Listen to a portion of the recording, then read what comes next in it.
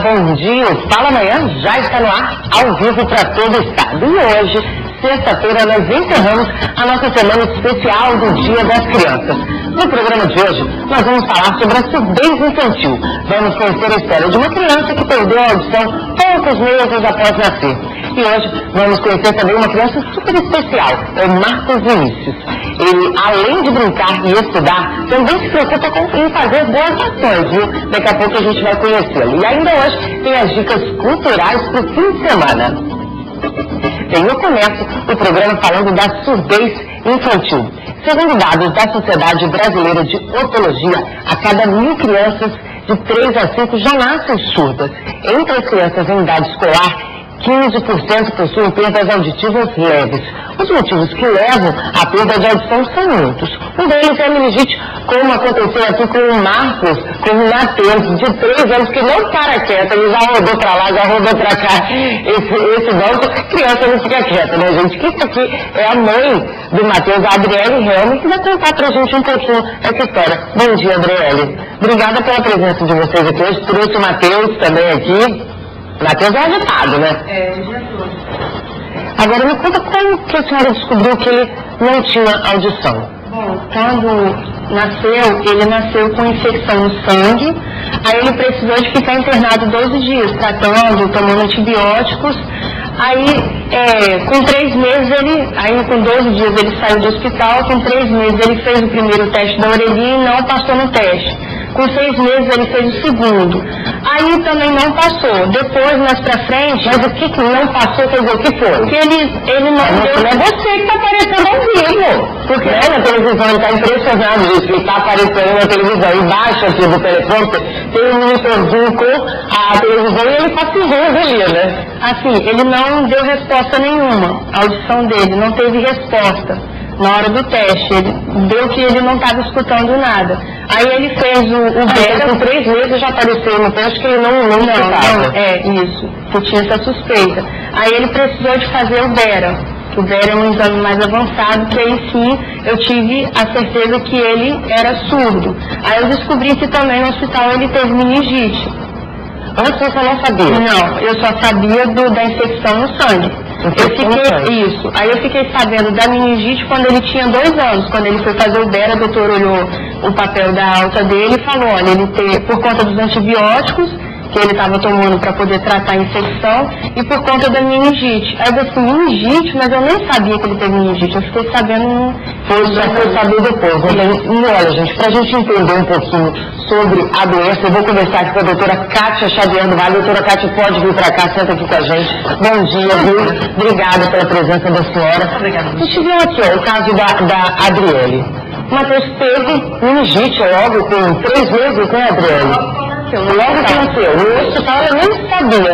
E por conta disso, ele perdeu a audição. Isso é comum.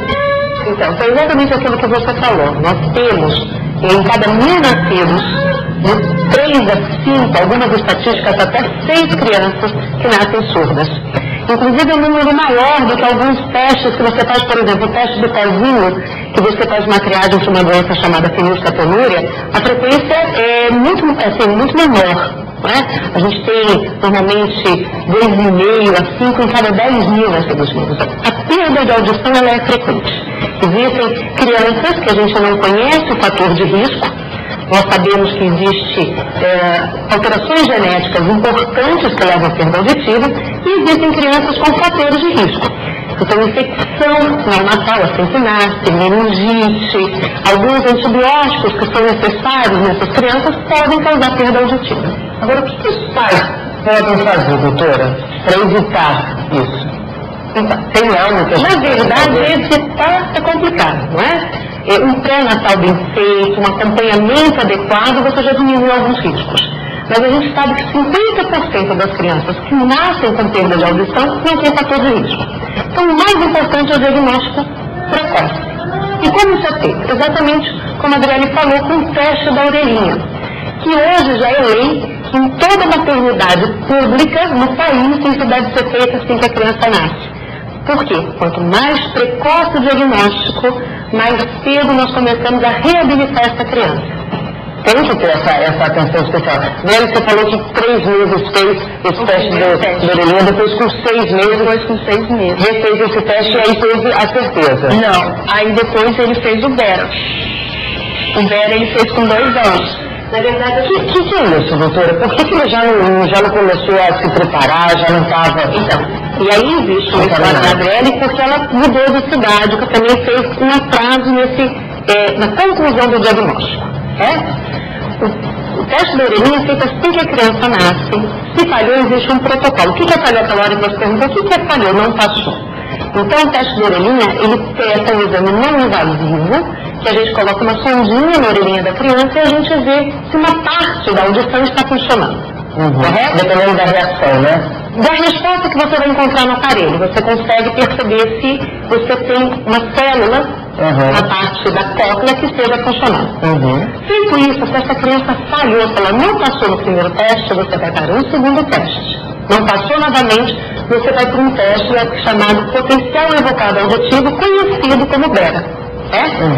Na verdade, o diagnóstico dele já começou tardio.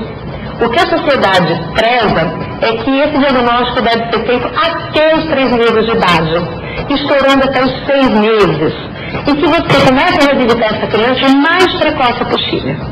Então, o que a gente está hoje batalhando exatamente para mudar um pouquinho a história do Matheus?